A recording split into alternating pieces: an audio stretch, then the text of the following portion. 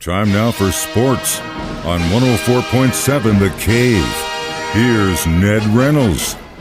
Mike, the intern, Ned Reynolds, back in the studio. It's Monday morning, and we're going to start the conversation off talking about golf. Exciting stuff, but it is the second major this year, so where's it going to be held?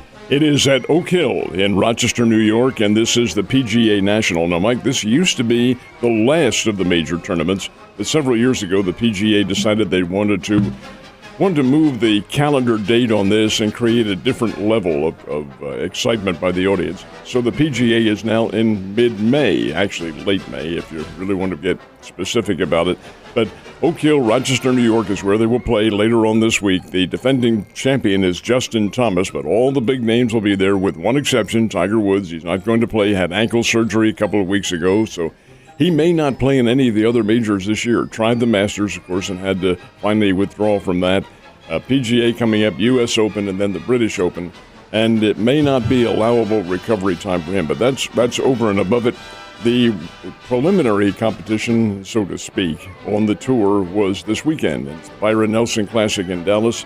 And Jason Day, the veteran pro from Australia, got the win in this one by one stroke. So he is primed and ready for the U.S. Open, or for, I should say, the PGA coming up. And it'll be a lot of fun. All begins later on this week. A good friend of mine really into racing, and he was talking about how yesterday was kind of the throwback race for NASCAR. They had like the old school logos or something like that.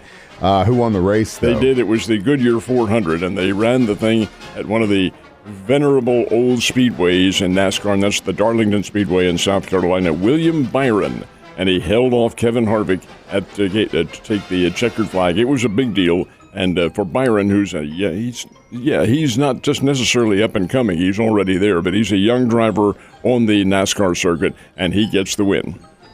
Exciting stuff. Last but not least, where are we at in the Stanley Cup playoffs? Have one semifinalist already established last night, and that is the Las Vegas Golden Knights. Now, this is an expansion team of only a couple years' duration, and yet they're into the semifinals. Las Vegas defeated Edmonton last night 5-2 to win that series 4-2. So the Golden Knights get into the semifinals. Opponent yet to be named, and other teams in the semifinals yet to be named. We'll find out a little bit more about the NBA because their semifinalists are all set. You know, like I said last week when we were talking about it, go figure, the year that I actually get a chance to meet that team, the Las Vegas Knights, on a whim, because I'm out there, they could win the Stanley Cup. Good. So, Cardinals, they continued that streak last night? They did indeed. Awesome. Now, this 6-game road trip that they had, the Cardinals won 5 of the 6 games, and that helps to reduce their deficit quite a bit. But they're still quite a ways behind. Cardinals got the bats out last night and battered the Boston Red Sox 9-1. The Red Sox had led in the 9th inning Friday and Saturday and blown both those games. And that's the first time in 20 years that the Red Sox have blown 9th inning leads like that. Okay, Cardinals contributed to it. More a Red Sox deflation than anything else. But yesterday, it was all Cards. They're hitting the ball all over Fenway Park. And that's a big deal. 9-1 Cardinals win. They now have a record of 16 wins, 25 losses. Still 9 games under 500. But coming into St. Louis beginning tonight is the division leader, the Milwaukee Brewers, and that will be a very nice little set of competition coming up. Hell yeah, it is. And those two teams might be battling for the top spot in that division by the year's end if things go like we want them to go in Cardinals Nation. All right, what about the Royals? The Royals gave up 7 runs in the 3rd inning, much of it by their own volition, walks and errors, and the Milwaukee Brewers scored those 7 runs. Brewers beat the Royals 9-6 yesterday to complete a 3-game sweep. Now, the Springfield Cardinals did eke out a 3-2 win over the Tulsa Drillers. The Bears and Drury both were players yesterday. The Bears, in their next-to-last conference series, played Southern Illinois. Missouri State had already won 2 of the 3 games, did not win yesterday, fell 3-2. Return home this weekend to close the season against the league leader, Indiana State. And if the Bears were to sweep that 3-game series Thursday, Friday, and Saturday, they would be the Missouri Valley Conference champions. It's a tough road to hoe because Indiana State's pretty good. Then the teams get on the bus and go over to Terre Haute for the conference tournament.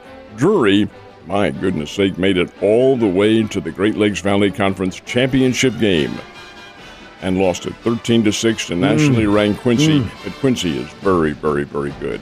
But nonetheless, that's a pretty doggone good year for Drury, and congratulations to them getting to that championship match. Oh, it's a heartbreaker, though, at the same time. Great year, but you want just that close. You're that close.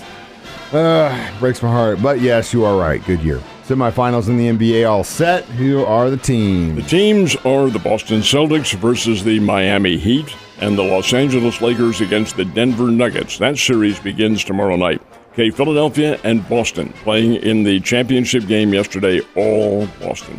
Celtics win 112-88. Philadelphia just collapsed. You knew they would. They just are not as good a team as the Celtics. Celtics and the Heat will be a very good matchup, but I think Boston wins that one. We'll see what happens. It's got a ways to still go. These are the semifinals, and the championship will be coming up later on this month and into June. All right, Ned. Well, you have a great day, sir, and I will see you tomorrow.